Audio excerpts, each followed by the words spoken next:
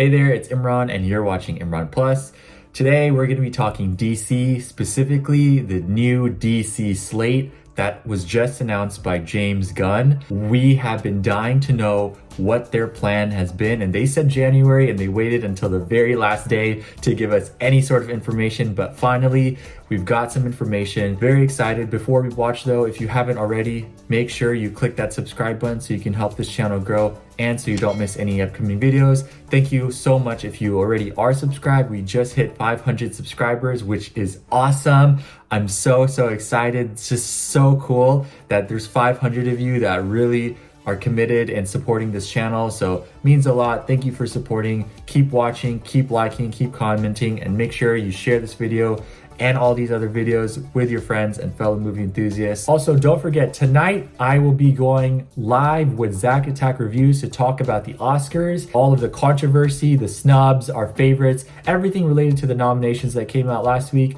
with Zack Attack Reviews. So make sure you check that out. I'm gonna link his channel in the comments below. That's gonna be tonight at around 7 p.m. Eastern Standard Time, so make sure you tune in. All right, let's check out the DC slate. Hey everybody, I'm James Gunn. I'm the co-CEO of DC Studios. So as many of you know, DC has been disconnected in film and television for a long time. And it's one of our jobs, mine and Peter's, is to come in and make sure the DCU is connected in film, television, gaming, and animation. That the characters are consistent, played by the same actors, and it works within one story. Yes. And if something is outside of that, like Matt Reeves' Batman or Todd Phillips' Joker or Teen Titans Go, that it is clearly labeled as DC Elseworlds, outside of the mainstream DCU content. Okay, so not a full I've gotten reboot. pretty lucky in terms of the 4 projects that are coming out over the next year. First, we have Shazam! Fury of the Gods. Shazam has always been off kind of in his own part of the DCU, let's see. so he connects very well. That moves directly into The Flash, a fantastic movie that I really love, that resets the entire DC universe. Then to move into Blue Beetle, a fantastic film about a kid who's a marvelous part of the DCU, and then into Aquaman 2, which leads directly into our next few projects, which I'm gonna tell you about now. So, Peter and I, along with a group of very talented writers, have started to map out an 8 to 10 year plan of what DC Studios will be in film, television, and gaming. This first chapter is called Gods you're promising and Monsters. Now this, what I'm about to tell you, is a part of the first chapter. It's not Gods the entire first and chapter. Monsters? The first project is Creature Commandos. Creature Commandos is an animated series. I've written all the episodes. Oh, wow. Something we're going to do that's a little bit different at DC is we're going to have characters move into animation, out of animation, usually having the same actor play their voice as who plays them. Okay, that's a good idea. I The support next that. project up That's is Waller. basically Guardians. This is a story of Amanda Waller, played by Viola Davis. Viola Davis is going to team up with members of Team Peacemaker, and this is a story that's been created by Crystal Henry, who did Watchmen. She's not and Jeremy Carver, rebooting. who created the Doom Patrol. It is a fantastic story that's out of this world, and I can't wait for people to see it. Okay, next up is the big one, the true beginning of the DCU. This is called Superman Legacy. This is being written by me. I'm in the middle of it. I'm having a great time doing it. And Superman will be released into theaters July 11th, 2025. Okay, the next thing is a big premiere HBO television series called Lanterns. This is a story of a couple of Green Lanterns, John Stewart and Hal Jordan, and we have a few other Lanterns peppered in there, but this is really so they repurpose TV show, which is almost like True that Detective Green Lantern show with a couple of Green Lanterns or space cops watching over True Detective. In it, I like that a lot. A terrifying mystery that ties into our larger story of the DCU. Next is a big movie called Authority. The Authority is a passion project of mine. It's based on the marvelous Wildstorm characters we are now bringing into the DCU and will interact with all of our primary DCU characters. He's doing a lot of teams. The Authority are a group of superheroes who think the world is broken and they want to fix it by any means necessary. I think it's a very different look at superheroes. We're doing a television series called Paradise Lost. Paradise Lost is the story of Paradise Island, usually known as Themyscira, which is the birthplace of one night. It's almost Oh, like Game of Thrones with Westeros, but with all of the inhabitants of Paradise Island. The introduction of the interesting. DCU's Batman Okay. is The Brave and the Bold. The Brave and the Bold is the story of Batman and his actual What? son, Damian Wayne. This is based on Grant Morrison's great comic book run. Damian We're Wayne starting is my with Damian. favorite Robin. He's a little assassin who Batman tries to get in line. And so this is the story of the two of them and the beginning of sort of the Bat family in the DCU. Next up is a TV series Okay. called Booster Gold. Booster Gold is Okay. one of comics' really popular cult heroes. He is a fascinating guy. He's a loser from the future who uses future technology Of course, to come James back to Gunn would do present day Booster and become Gold. a superhero so that people will love him. It is basically the superhero story of imposter syndrome on an HBO Max series. That's one of my so favorite comic book James series Gunn. from last year was That's so Tom James King's Gunn. run on Supergirl, Woman of Tomorrow. And so we're going to turn that into a big science fiction epic film. Now, Superman is a guy who was Okay. sent to Earth and raised by loving parents. Whereas Supergirl in this story, she is a character who was raised on a chunk of Krypton. She watched everybody around her perish in some terrible way. So she's a much more jaded character. And that brings me to Swamp Interesting. Thing, the last thing we're going to talk about. Swamp A very Thing? dark horror story in the origins of the monster who is Swamp Thing. And although it's totally outside of the rest of the DCU, it will still feed into the rest of the stories. Anyway, those are the stories that I can tell you about right now. I've loved the DC characters since I was a child. They're incredibly important to me. I knew that this was a once This in a is lifetime interesting. opportunity to do something It's very different. One of very the things DC. that's very important for me in all of these movies and TV series is that the director's vision and the vision of the writers and all of the creators is unique and something special.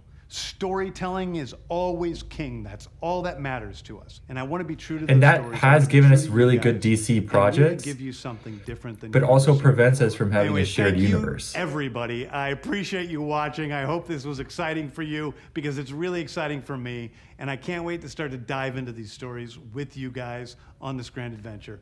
Thank you so much. All right. Okay, so you know what? That is such a James Gunn like approach to it that I'm not really surprised. Some interesting choices thrown in there. I really wish he would have just done a complete reboot, but of course he's not gonna let go of his own people. And then now we're gonna have the Matt Reeves verse going on at the same time, but he's saying it's an Elseworld story, but it's not an Elseworld story because Elseworld stories are kind of like Marvel's what if stories, where it's a twist on the characters or a twist on the setting or a twist on something to be like, oh, this is like a different take on these characters that we know. But Matt Reeves' take on the Batman is very comics accurate and very traditional. So I don't know how that can be an Elseworld, because if that feels like a main character Batman, like the main timeline. And so now you're gonna have that be an Elseworld, and you're also gonna have another Batman for this main universe, but both of them are gonna feel like they're from the comics and they're the main Batman. So I don't understand how that works. James Gunn says that he wants to have a united vision across movies, television, comics, and games, and that he doesn't want to duplicate characters. And yet, we're gonna have one of the biggest characters of DC have multiple versions of himself. Some of the problems that have existed and plagued DC till now will continue because of the way that they're approaching this. I feel like if they had a fresh, clean start, then no one, like, the best compromises are where everyone's a little bit unhappy, right? And so if you do a complete full reboot, then everyone will be a little unhappy because they're losing something, but also everyone is starting fresh. And so there's no baggage, there's no attachment to anybody, anything. Everyone is starting fresh and everything has a unique opportunity and a full chance to prove itself. But I will say, I think the way that he's approaching this reboot and the way he's starting the new universe is very DC, I guess. It feels like a DC Comics reboot. I hope that the Superman film focuses on what makes Superman Superman and not really like let's go back to the golden age of Superman with him. I really think that would be a good idea. Brave and the Bold, this Batman will have already been established, and if you start with Damian Wayne, then you get to have those like Robin moments, but with a unique, interesting take on it. And that allows the previous Robins to already have moved on and taken their own mantles, and then they can come in as outside characters, which gives us more toys to play with. So you'll already have Nightwing, you'll already have the Red Hood, you'll already have Tim Drake, and then James Gunn said that this is the start of the Bat family, and so you'll probably have Batgirl somewhere, Batwoman, and so I actually like this Brave and the Bold idea. I think that it could play out really well. I do like Damian Wayne as a character. This reminds me of that animated movie about Damian Wayne and Batman, which I thought was pretty good. I liked it because it did incorporate the other Batman characters as well. At the heart of it, he is rebooting the main like Trinity, and he's taking a different approach with them. Wonder Woman, we're instead of going with Themyscira, we're gonna go with Paradise Island, which is a lot more comic booky. What Patty Jenkins and former DC did is try to make these characters as if they were in the real world, right? With Themyscira, making it very mythological, Zack Snyder's approach to that. But this, we're going like super comic books, like Paradise Island, there's like, you know, Game of Thrones elements. And so I think that's a good idea because Wonder Woman's getting rebooted so soon after her first trilogy. And so, or not even a trilogy, her first two movies. And so you want to refresh it, right? Because you don't want to just seem like you're doing the same thing again. I wonder though if this Paradise Island will have Wonder Woman in it, or if she will already have left Paradise Island. I'm suspecting that she's gonna be there and then she will leave after the events of that series, which I think he said it was a series. So I think Paradise Island will start with some sort of conflict on the island, and then at the end of it, Diana will leave the island, and that's how we will get Wonder Woman. Supergirl, I like that a lot. I think Supergirl has become a really foundational character of DC, so I'm very excited to see her being brought in. What else did he announce? Booster Gold, such a James Gunn move, but I think it has potential to be funny. I will say I did like Guardians of the Galaxy, the holiday special, a lot, but I also didn't really like the Suicide Squad much. And so I hope it's less like the Suicide Squad and more like the holiday special, because if it's like the holiday special, I'm gonna love that movie because I really enjoyed that, and I think Booster Gold does have potential to be really fun and funny. Waller, right? We have Waller with Viola Davis returning. Great opportunity for Viola Davis. I love her in the role, and so I'm glad that she finally has something more to do with it. I wonder how it's gonna work though, because I think this takes place after the Flash movie where it reboots everything. And he showed a picture of her in handcuffs. So if they're doing the trial of Amanda Waller, what were her past crimes if we're doing a reboot? Like, we can't rely on what she did in the past movies because this is going to be in a new universe, right? So that part doesn't make sense to me. But I am excited to see Viola Davis return in the role. I think she's an amazing actress and she does so well with this character. So I think it's going to be really fun. I will say I do really like the Lanterns show, and the fact that he's saying it's going to be like True Detective. That is really, really good because I think the previous iterations of this HBO Max show, because Green Lantern has been in development for a long time and it's always been some sort of multiple lantern storyline. At some point they were gonna do 3 lanterns in different time periods. At some point it was like a buddy cop comedy. But I really think the True Detective angle is the best way to go for the Green Lantern characters, in my opinion. I think it gives them some gravity, some depth, and it makes them interesting, and it allows them to use their powers in really interesting ways because they are kind of like the police / detectives of the galaxy. And so that is a perfect way to approach these characters, and I'm very excited for that show. I hope they give it a lot of money and it has a good budget because I want to feel immersed in the world. The best example of this has been Andor, which has been such a captivating and engrossing story that is set within the Star Wars universe, and it takes itself very seriously. There is a weight to it. Writing has depth, and the characters are fleshed out. We have actual sets, we have costumes, we have a really high production value, and that really makes the world feel lived in, and you feel like you're in the world of the characters. And that makes a story feel that much more personal and you can connect to it better. And so I think that's why Andor, I think, succeeds in places that shows like The Mandalorian or the Disney Plus Marvel shows don't really succeed. Those don't feel as elevated as Andor does. Andor feels like an HBO show. It feels like a Succession or a White Lotus or a Last of Us or like a Game of Thrones. You know, it feels like that. That's what I want this Lantern show to be. That's what I want it to be. I want them to keep a lot of things practical, give it enough money so that it can use its budget and have a lot of visual effects. I want the writing to be serious. I want the story to be engaging and thought-provoking. I'm really excited for that, and there's a lot of potential there, so I really hope that they deliver with this one. All right, as for Creature Commandos and the Authority, two teams that joined the additional third team of the Suicide Squad, and then the Peacemaker team. I don't know, James Gunn. I feel like one team would have been enough. Creature Commandos feels a lot like Guardians of the Galaxy, but luckily that's animated. But then the Authority feels like I feel like it's going to be a grittier take on these superheroes. So it might be something like The Boys or something. My opinion is that I feel like James Gunn's signature is like these team of superheroes that don't really get along, don't really fit into society, but like come together and work together. And I don't know how many more times I can do this. You know, I didn't really care for the Suicide Squad, and I didn't really even watch Peacemaker, although I've heard good things about it.